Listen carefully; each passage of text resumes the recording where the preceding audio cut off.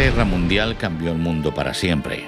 Y entre esa trágica contienda y la Segunda Gran Guerra que estaba por llegar, hubo en Europa un conflicto bélico que enfrentó en suelo español las grandes pugnas ideológicas del momento: la lucha por la supervivencia de las democracias liberales frente a un fascismo que avanzaba sin parar.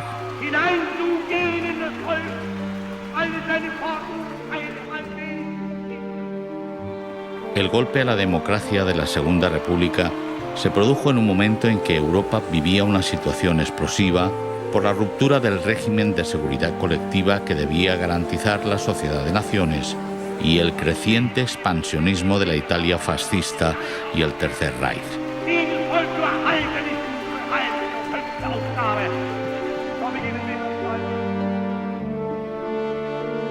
La Guerra Civil Española se convirtió para muchos en el símbolo de la lucha contra el fascismo y se articuló en torno a ellos el movimiento de solidaridad internacionalista más grande conocido hasta entonces: las Brigadas Internacionales.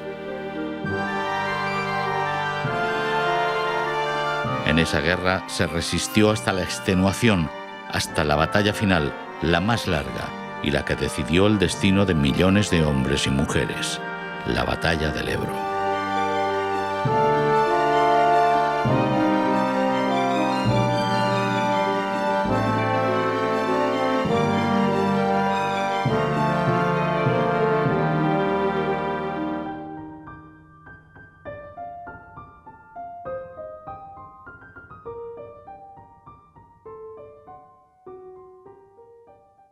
Durante toda la batalla del Ebro, yo estaba como secretario particular e intérprete del jefe del Estado Mayor.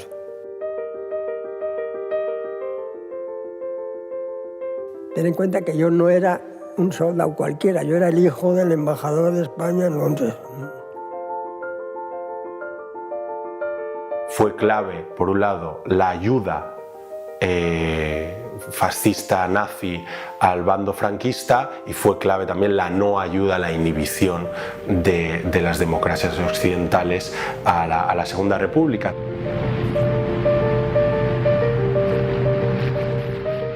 Los franquistas, ellos crearon un mito de la inevitabilidad de la guerra civil para justificar la sublevación militar de 1936, entonces encontraron siempre un culpable: los comunistas. Y Negrín, presidente del gobierno desde 1937, como juguete de los comunistas. Porque era el enemigo principal, porque era el que más posibilidades tenía justamente de mantener una resistencia.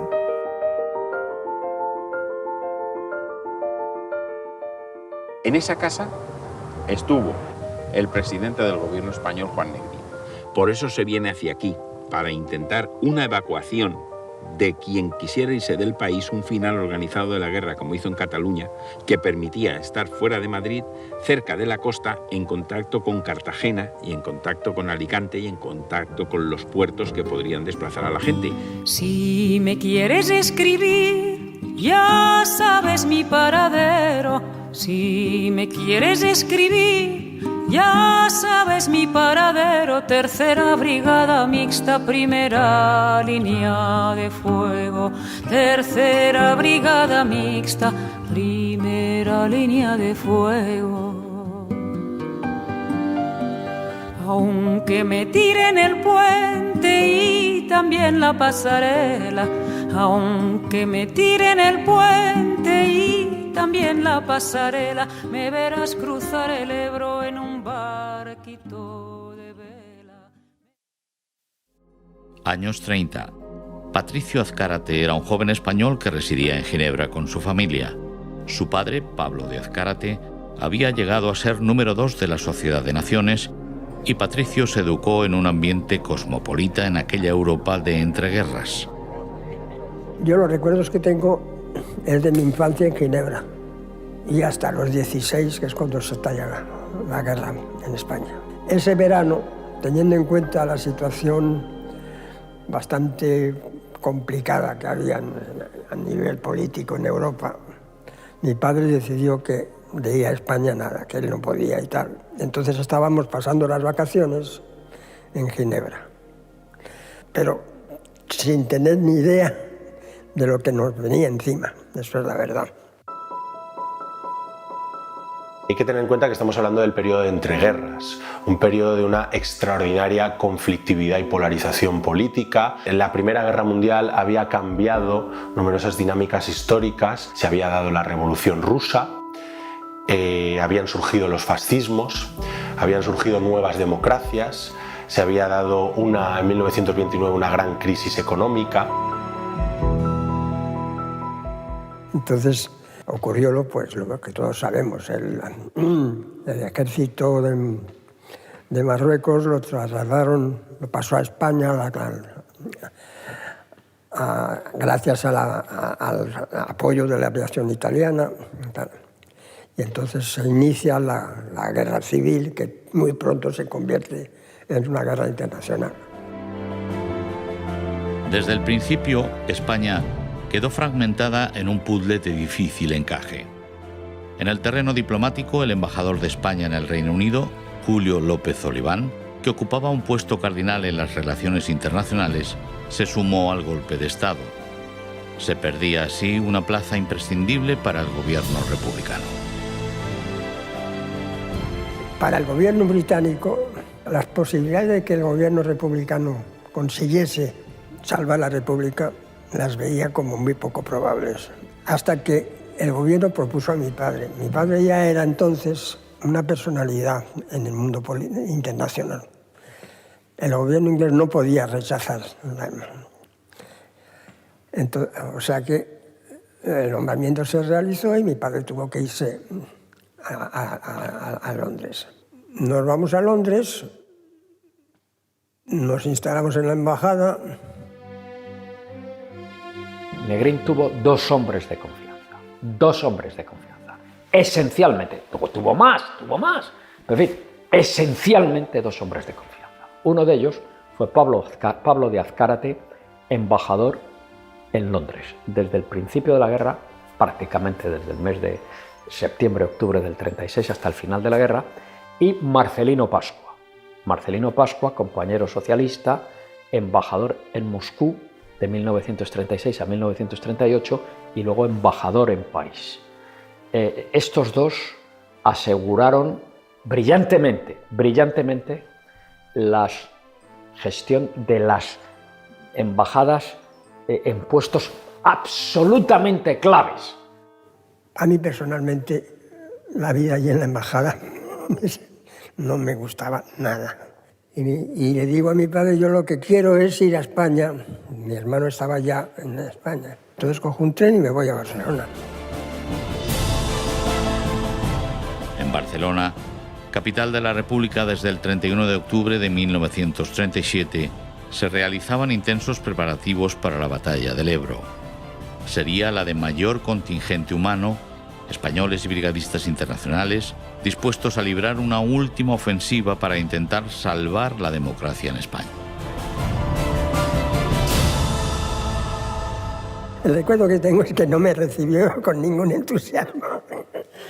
Dice, el hermanito aquí que viene, ¿a qué? Yo tenía entonces 18 años. No había cumplido.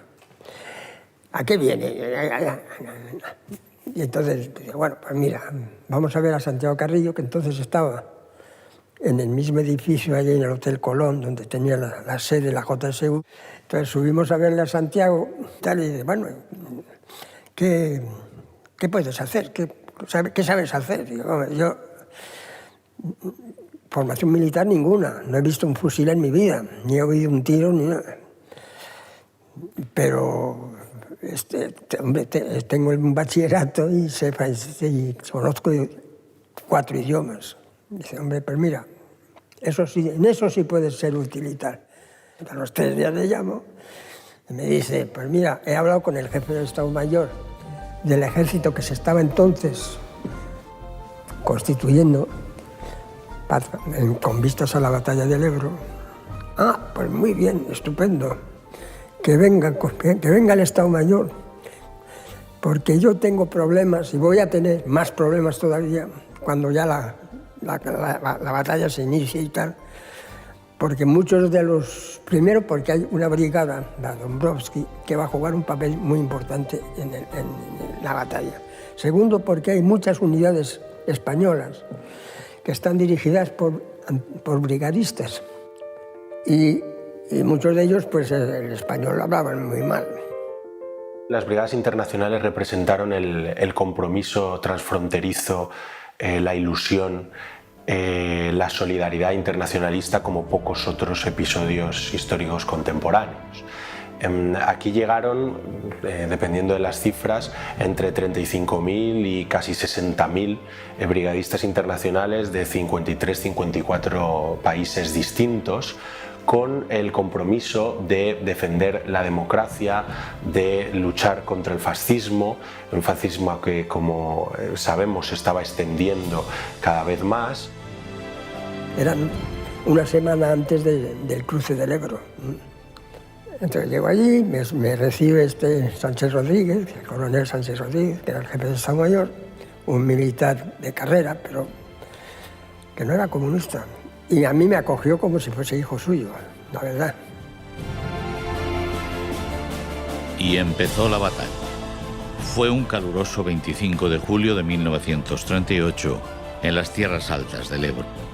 El presidente del Consejo de Ministros, Juan Negrín, atisbaba la sombra de una Segunda Guerra Mundial en Europa y el gobierno buscaba sostener el conflicto en suelo español para enlazarlo con la contienda internacional. Se pensaba que así la República quedaría en el bando aliado y Franco en el enemigo. Empezó muy bien.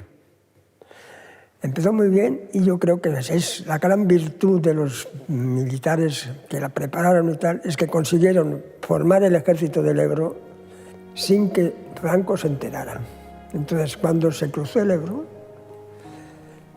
al otro lado del río, prácticamente había unas pocas unidades, principalmente de moras, de tropa mora, pero que no se esperaban a nada. Entonces se les cogió desprevenidos y en los primeros días se cogieron muchos prisioneros. En esa primera semana o 15 días de la batalla, el ejército consiguió penetrar en el interior y acercarse al objetivo de la batalla, que era Gandesa. La estrategia de la batalla del Ebro pasaba por volver a unir Cataluña con Valencia, ya que las tropas franquistas habían conseguido dividir la zona republicana en dos, y de esta forma paralizar la ofensiva franquista, cuyo objetivo inminente era ocupar Valencia en julio de 1938. En definitiva, se trataba de recuperar posiciones, pero también de ganar tiempo para que la situación internacional diera el esperado vuelco. Prácticamente todos los días salíamos a visitar primero a Modesto, que era el jefe del ejército, que lo teníamos además en una masía muy cerca, a Lister también, porque el quinto cuerpo efectivamente durante la batalla fue el cuerpo de ejército que se utilizaba cuando en las situaciones más delicadas, más complicadas, cuando se lanzaba a la 11 división del quinto cuerpo, que era la división de Lister que forman. Entonces, la brigada que más me emocionaba y me impresionaba y con la cual estuve, digamos, más cerca de las primeras líneas de combate fue la Dąbrowski y la Lincoln. La Guerra Civil Española se consideró y se vivió como la gran causa internacional. Hay que tener en cuenta que se abrió un periodo de ilusión, de esperanza, de ideales que a veces, ¿no?, en el presente es difícil de imaginar, pero que en esa época fue algo único en la historia. Porque el gran dilema no era izquierdas o derechas en muchas ocasiones, era democracia o dictadura. Y concretamente recuerdo, siempre lo recuerdo porque me impresionó mucho en un momento combate allí en Sierra Pandols. Una noche estuve hablando con un inglés, un chaval inglés, y me impresionó mucho porque era un chaval de un barrio del East End de Londres, una familia muy modesta, se había escapado de su casa, tenía mi edad, más o menos. Se había escapado, se había ido a España, y entonces me dio una carta para su familia y tal. Quizás es el caso en que sentimentalmente más me afectó. Era un chico sencillo, un chico, no era ningún héroe y tal. Y sin embargo,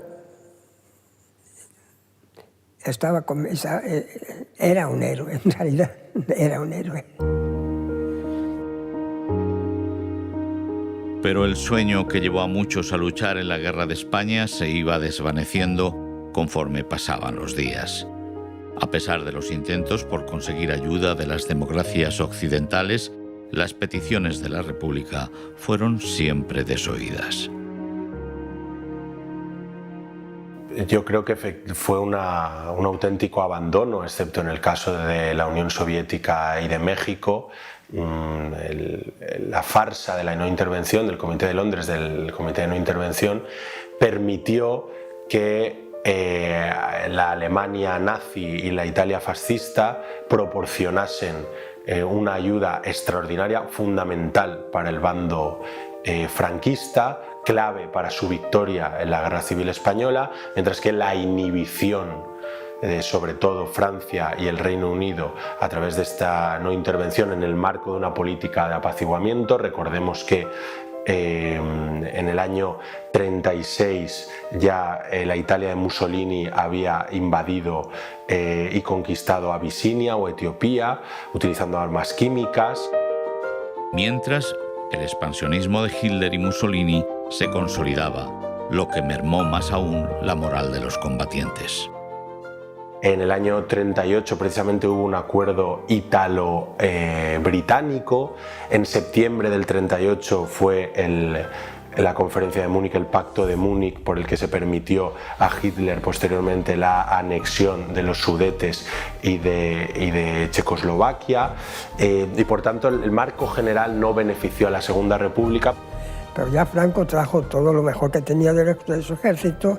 Vino la aviación alemana y la diferencia entre nuestra capacidad militar y la de ellos era enorme, de aviación y de artillería pesada, que es lo fundamental en la batalla.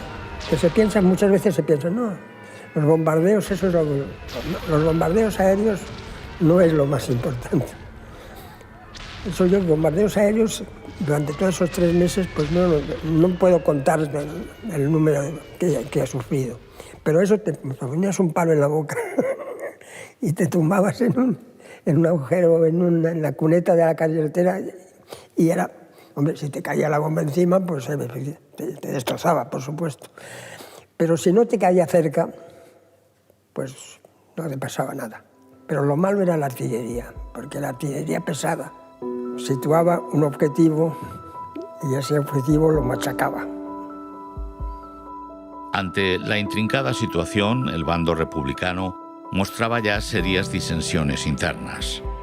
En los últimos meses de la guerra, especialmente, existió una fuerte división entre los partidarios de negociar una rendición con Franco que pudiese evitar males mayores y los que apoyaban a Juan Negrín, que pretendía seguir resistiendo.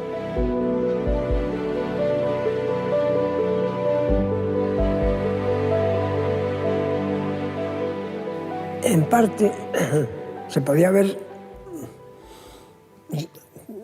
la gente podía haberse retirado antes y se han ahorrado muchas muertes, pero fíjate que la Unión Soviética había enviado armamento, bastante armamento, precisamente para la batalla del Ebro, y ese armamento estaba bloqueado por los franceses en el puerto. Entonces los jefes militares y el gobierno contaban un poco con que ese armamento iba a llegar y por lo tanto íbamos a poder defender o incluso lanzar una ofensiva que no pudimos realizar. Todas las miradas apuntaban a Negrín, nombrado presidente del Consejo de Ministros por el presidente de la República, Manuel Azaña, en Valencia, en mayo de 1937. Acusado de rendirse a los intereses de Stalin, Negrín se convirtió en el blanco de las críticas de los bandos enfrentados. Franco aprovechó a su favor las disputas internas republicanas. Es muy curioso, ¿no? La congruencia de dos mitos de enemigos irreconciliables, ¿no?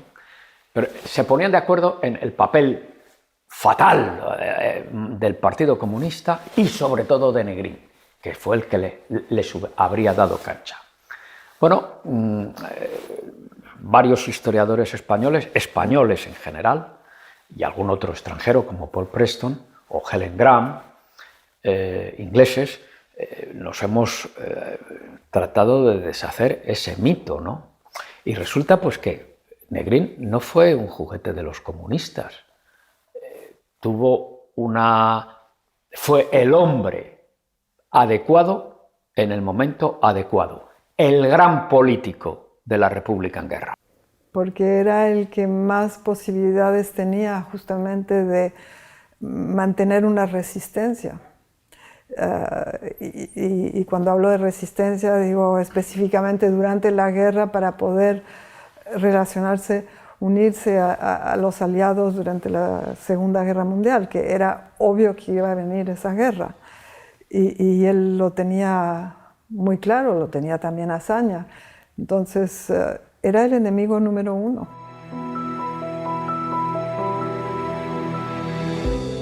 Esta fue una de las muchas advertencias que la República en guerra hizo en el ámbito de la Sociedad de Naciones en su constante ir y venir a Ginebra en busca de ayuda.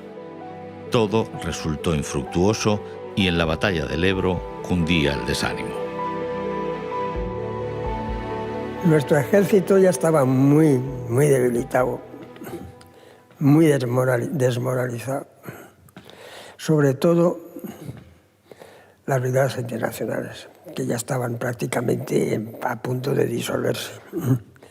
Al final ya el ejército estuvo retirándose más bien en la parte norte de la bolsa, digamos,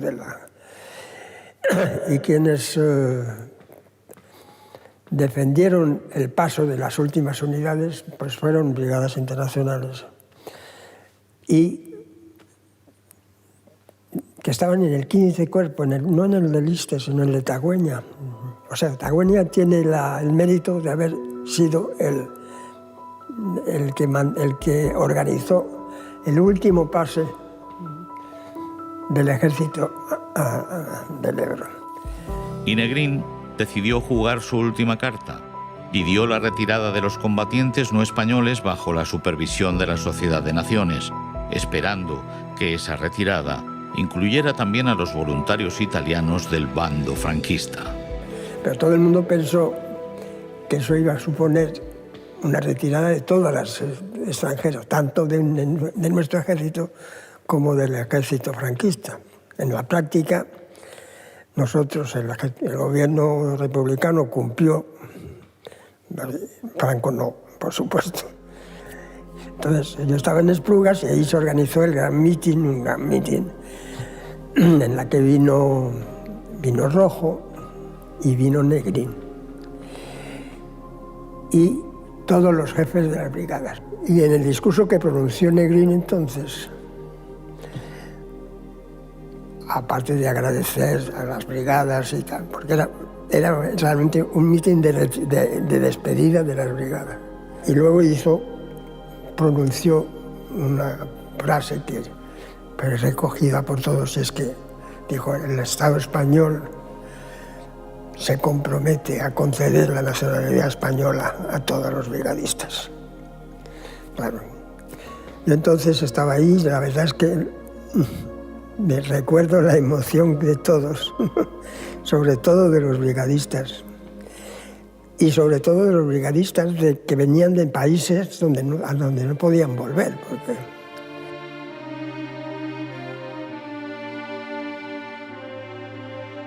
Camaradas de las brigadas internacionales, razones de Estado os hacen volver a vuestra patria. Podéis marchar orgullosos. Sois la historia, sois la leyenda, sois el ejemplo heroico de la solidaridad y de la universalidad de la democracia. No os olvidaremos, y cuando el olivo de la paz florezca, volved a nuestro lado, que aquí encontraréis patria los que no tenéis patria, amigos los que tenéis que vivir privados de la amistad, y todos, el cariño y el agradecimiento de todo el pueblo español, que hoy y mañana gritará con entusiasmo: ¡vivan los héroes de las brigadas internacionales!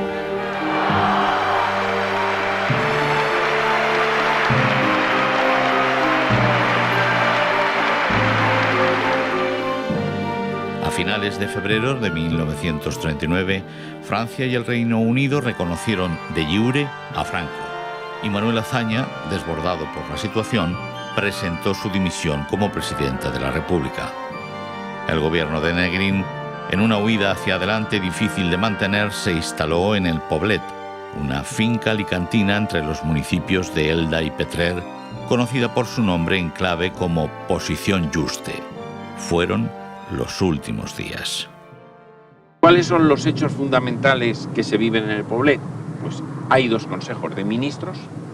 Uno, donde se conoce que Francia e Inglaterra han aceptado ya al gobierno franquista. Y la otra, que es cuando se conoce al final la decisión de la Junta de Defensa de Madrid de dar un golpe contra el presidente Negrín. Era un golpe que era dirigido por gente como el coronel Casado, por gente como el socialista Besteiro y por algunos miembros de la CNT. Negrín fue el hombre que realmente mejor y más contribuyó a que la República sostuviera la guerra. ¿Para qué? Bueno, en primer lugar, para enlazar con un conflicto europeo, que todo el mundo veía como inevitable, ¿no? Y cuando ello se demostró imposible después de los acuerdos de Múnich de 1938, para conseguir poder liberar, poder permitir escapar a los cuadros políticos, militares, sindicales y organizativos de la República, para evitar que cayeran en manos de la represión franquista. Bueno, pues hasta eso, en eso fracasó gracias a lo que yo denomino la traición de Casado. Naturalmente, la traición de Casado. Bueno, yo creo que entre los partidos y cuanto más democráticos son, es muy difícil tener una línea única. En plena guerra y sobre todo perdiendo la guerra objetivamente, todo el mundo se divide y echa la culpa al otro. Es normal, y yo creo que mi abuelo eso también lo entendía perfectamente bien. No tenía rencor contra Azaña cuando dimitió y sin embargo le insistió para que no dimitiera, para que en Francia se fuera a vivir a la embajada, que mantuviera su símbolo. Había una gran ruptura y entre Prieto y Besteiro por un lado y Negrín por el otro, pues había una división bastante profunda. En el fondo, lo que había es que, a pesar de que Negrín no era comunista ni mucho menos, más bien diría que era anticomunista, pero lo que no era es antisoviético, porque además él comprendía que sin la ayuda soviética la República no tenía ninguna posibilidad. Perdida toda esperanza, incluso de llegar a un acuerdo in extremis con Casado, que pretendía negociar una rendición pactada con Franco, algo a lo que el dictador siempre se negó, para el gobierno republicano no quedó otra opción que el exilio. Cuando Negrín decide abandonar España, el gobierno en pleno se va hacia el aeródromo del Fondó en Monóvar. Pero él y el ministro de Estado, Álvarez del Valle, vienen a estas casas a despedirse del Partido Comunista, que era el partido que más le había apoyado durante todo su tiempo de gobierno, a pesar de que él era del Partido Socialista, y además de agradecerle, a pedirles que no hubiera una guerra civil dentro de la propia guerra civil. De ahí salieron, ahí fue los últimos momentos en España. Y España era toda su vida. Era toda su dedicación. España, los españoles, era toda su preocupación. Y claro, me imagino que esos momentos fueron momentos muy difíciles, porque contrariamente a mucha gente, a pesar de luchar hasta el final, no creo que nunca se hicieran muchas ilusiones sobre un regreso posible. Así que cuando salió de ese aeropuerto, debía de saber lo que le esperaba después. El fin de la guerra fue una tragedia humanitaria. Por la frontera francesa huyeron cerca de 500.000 personas.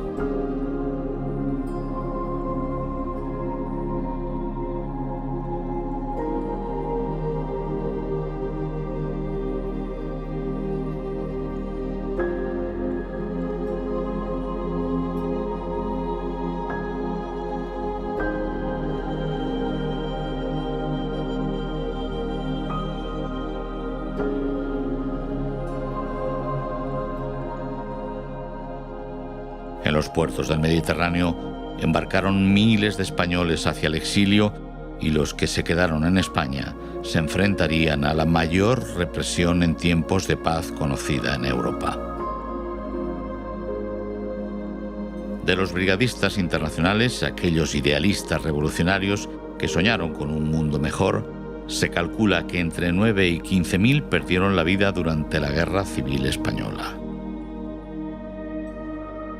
Y Juan Negrín, convertido en el gran perdedor de la guerra, empezó a vivir en el exilio los últimos años de su vida. El gobierno francés a Negrín le dijo que en Francia no podía quedarse. Mi padre consiguió que el gobierno inglés le concediese la residencia en Inglaterra. Bueno, mi padre entonces alquiló una casa y otra para Negrín cerca. Bueno, o sea, eran muy amigos, se apreciaban y se respetaban mucho. Ten en cuenta que durante toda la guerra mi padre había sido un poco el asesor de Negrín en temas internacionales. El hecho de convivir en la migración a pocos kilómetros pues hizo que nos veíamos con mucha frecuencia. No, Pablo de Azcárate venía a menudo a la casa oficial que tenía el gobierno republicano en las afueras de Londres. Su familia también venían y siempre que los veo es como si nos hubiéramos visto el día anterior. A partir de entonces ya Negrín ya se vino abajo.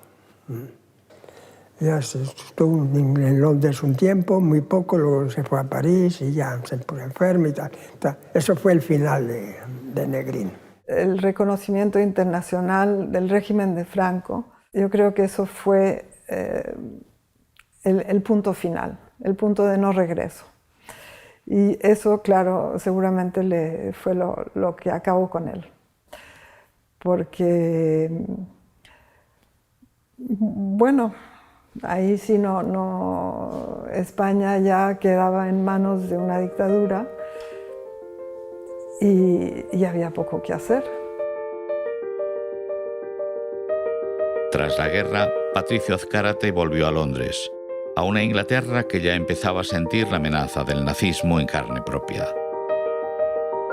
Entre las pocas pertenencias que llevó consigo, aún estaba aquella carta que un día le entregó un joven brigadista que llegó a España movido por un ideal de vida.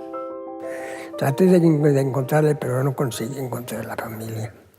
En cambio, a otro, que a ese no le llegué a conocer, porque le mataron antes de que visitara yo el frente de Andalucía. A él, el John Cornfield, era un estudiante de la Universidad de Cambridge, un poeta. Su padre era el director de el decano, como fuese, del colegio del Trinity College, que es uno de los colegios de más prestigio de la Universidad de Londres, y era el dirigente de la Juventud Comunista de Cambridge, y le destinaron al Frente de Andalucía, que era uno de los frentes menos activos. Sin embargo, este pobre chico, en el primer combate que hubo, pegaron un tiro y se murió. Yo luego tuve una conversación con la hermana y tal, recordando a su hermano, que era un tipo realmente excepcional y que tenía un prestigio entre los universitarios de izquierda de Cambridge, que no éramos muchos, pero éramos muy activos. Entonces, él tenía una fama y un prestigio muy grande.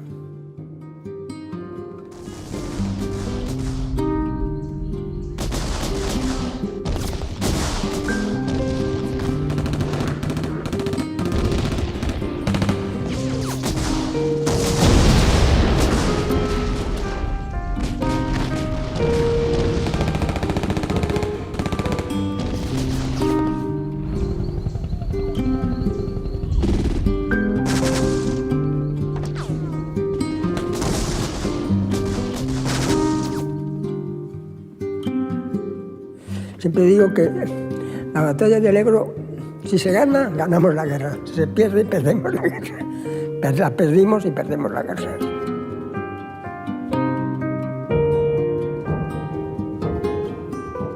Tan solo 5 meses después, el 1 de septiembre de 1939, Hitler invadió Polonia tras llegar a un pacto con la Unión Soviética y comenzó la Segunda Guerra Mundial. Línea de fuego, tercera brigada mixta, primera línea de fuego.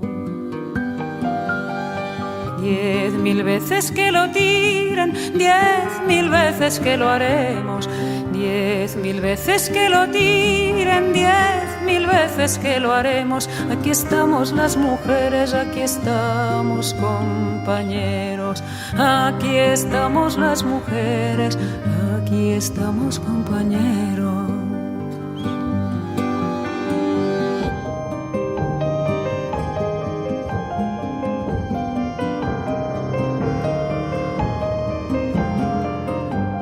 Si me quieres escribir, ya sabes mi paradero. Si me quieres escribir, ya sabes mi paradero. Tercera brigada mixta, primera línea de fuego. Tercera brigada mixta, primera línea de fuego. Tercera brigada mixta, primera línea de fuego.